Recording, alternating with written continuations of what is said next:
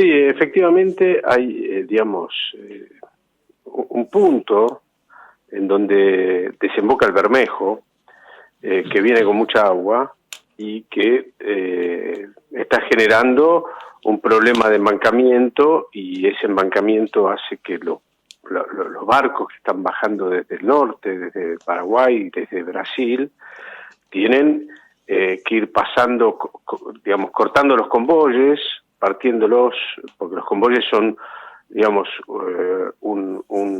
una serie de barcazas que están una al lado de la otra y que son bajadas por un remolcador que las empuja. Bueno, cuando llegan a ese punto, con esa corriente lateral que entra y con esos bancos, bueno, los capitanes tienen que dividir esos convoyes y pasarlos de a uno, y entonces eso generó una congestión enorme, y desde hace ya muchas semanas esa situación ha ido deteniendo barcos, embarcaciones allí, y generando, bueno, una demora en el tránsito, una demora enorme que ha, ralentizado esa bajada, y por lo tanto ha empeorado la rotación. Estos son, como toda logística, lo que es muy importante es que los barcos vayan y vengan rápido, y en este caso, bueno, eso no está sucediendo. Entonces, el flujo que está bajando por el río es menor, y por lo tanto hay como una especie de embudo.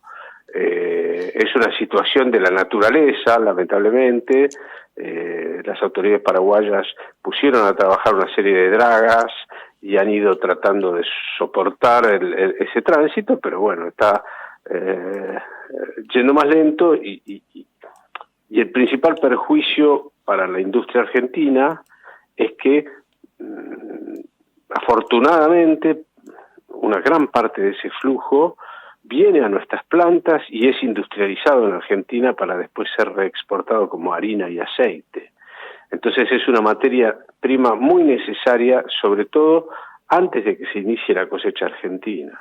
Esa es como una soja primicia que llega a nuestras fábricas y que permiten que las plantas no paren en ese momento y que puedan seguir funcionando con esa materia prima en un régimen de importación temporaria. Es decir, entran, esa soja paraguaya genera trabajo en Argentina y se exporta esa harina y ese aceite ya como argentino. Bueno, al haberse lentificado ese flujo, bueno, las plantas fueron recibiendo volúmenes menores a los esperados, y toda la planificación que estaba organizada en base a un volumen que iba a ir llegando, bueno, se cayó como un piano, y por lo tanto, bueno, eso ha generado una serie de trastornos que, bueno, lamentablemente cada una de las plantas ha tenido que afrontar. Perdón, esa demora tiene un costo, entiendo yo, esa demora, ese embudo logístico. ¿Quién paga ese costo? Y ese costo lo paga el sistema al final, claro, porque lo hace más ineficiente, corríjame a ver que yo para llevarlo a términos llanos.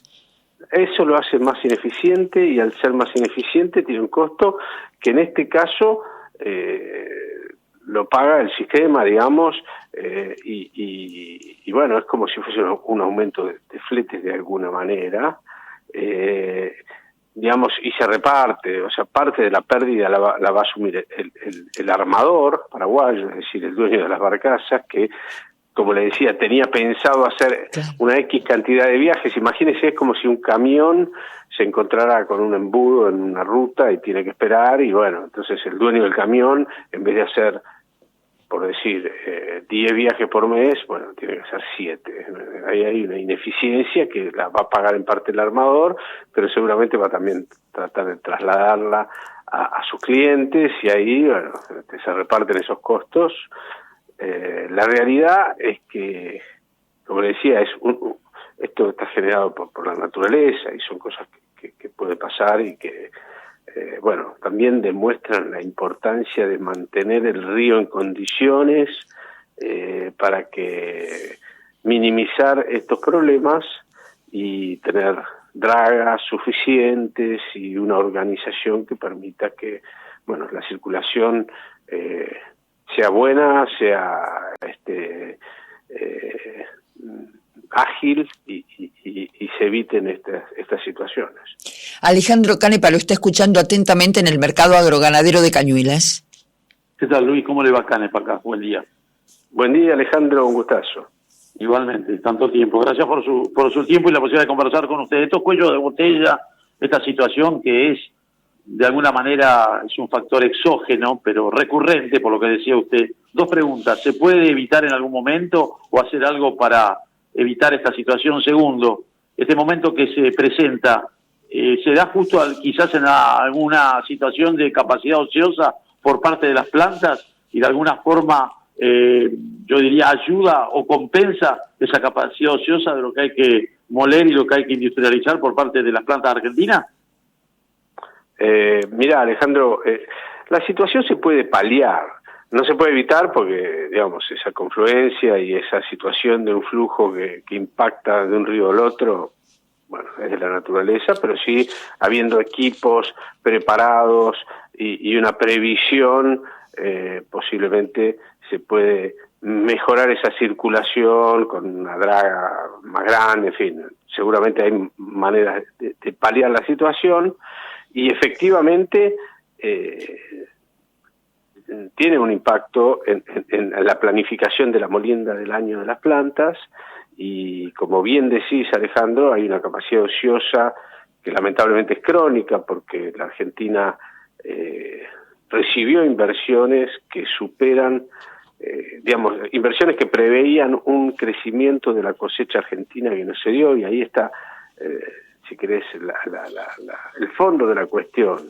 La Argentina tiene una industria que podría moler mucha más soja y esas inversiones vinieron porque todos los jugadores de esa industria pensaban que la producción argentina iba a crecer como creció en Brasil y como creció en Estados Unidos y en Paraguay. Digamos, en todo el mundo la producción de soja tuvo un salto importante por una demanda adicional que vino principalmente de Asia y la Argentina en cambio quedó con una producción planchada y los motivos ya los conocemos y los hablamos todas las semanas. Sobre todo el principal motivo es una carga fiscal fenomenal. Por cada tonelada de soja el Estado se queda con más de la mitad y eso ha generado un desincentivo para el productor a seguir aumentando su producción. La Argentina, que digamos en los años 2000, en los 90 y en los 2000 tuvo un crecimiento fenomenal y generó una riqueza para la Argentina extraordinaria y una mano de obra, digamos, y gente trabajando. Bueno, esa situación se ralentizó y bueno, es uno de los temas de agenda que queremos cambiar, ¿no? Generar los incentivos para que la soja vuelva a crecer en Argentina y que esa riqueza se expanda en toda nuestra economía. Última pregunta de mi parte, si me permite, Karina. Estamos conversando con Luis Bizarreta, presidente de la Cámara de Puertos Privados Comerciales. Esta situación de este embudo, de esta dificultad, lo que decía usted de las barcazas, ¿será siempre la misma época del año, Luis? Mira, no siempre. Efectivamente hay una época del año en donde el río trae más agua, digamos, eso sí se repite, pero la gravedad de este año, bueno, está debido a factores seguramente climáticos en los orígenes del río, digamos, pero no siempre es tan fuerte como ha sido este año. Ha sido una situación extraordinaria y bueno, como te digo, lamentablemente ha generado este perjuicio. Seguramente en los próximos años esta situación va a ir calmándose por una cuestión estacional y volveremos a la normalidad. Pero lo que también está sucediendo hace muchos años es, y lo hemos hablado otras veces, es un río bajo, digamos. Los flujos del norte, estamos en un ciclo desde hace ya varios años en donde la cantidad de agua es menor que la habitual y en donde los niveles de los ríos están por debajo de lo habitual, y eso también ha sido en todos estos últimos años una situación muy compleja para la navegación de la zona norte y generando extracostos importantes. Pero sí, inclusive hubo muchos barcos que tuvieron que ir a completar la carga a otros puertos, ¿no? Sobre todo a puertos de Quequén y al de Bahía Blanca en algunos momentos.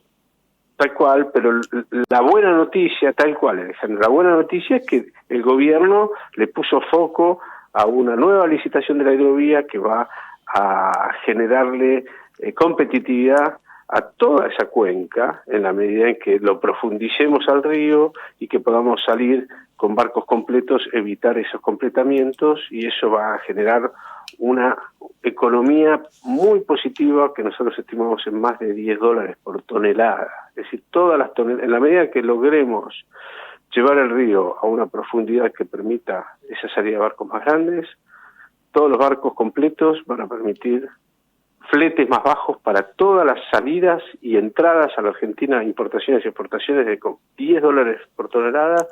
Es un montón de plata que eso va a ayudar mucho a que seamos más competitivos y que, bueno, volvamos a crecer nuestra producción de granos. Luis Ubizarreta es el presidente de la Cámara de Puertos Privados Comerciales. Una más, ¿qué volumen hoy promedio estamos importando precisamente de soja para luego poder hacer aquí la industrialización correspondiente y utilizar toda la capacidad ociosa en inversión que usted decía se hizo oportunamente? Mira, Karina, esos volúmenes son crecientes y van a seguir creciendo porque, como te digo, el hecho de que Argentina va a tener más profundidad va a ser una aspiradora para que flujos de soja que hoy salen por los puertos brasileros, sobre todo en los estados del oeste de Brasil, de Mato Grosso del Sur principalmente, van a empezar a bajar por el río, y eso va a aportar más volumen a nuestras plantas que bueno, van a entrar en un proceso virtuoso. Para que tengas una idea, Paraguay produce unos 10 millones de toneladas, y el estado de Mato Grosso del Sur no está muy lejos de esos volúmenes. Vos me preguntás concretamente cuánto entra hoy. Son varios millones de toneladas las que se industrializan provenientes de esa zona, pero bueno, con este dragado van a ser aún más, y la Argentina va a generar actividad en sus puertos y en sus fábricas gracias a esta obra de profundización y balizamiento del río.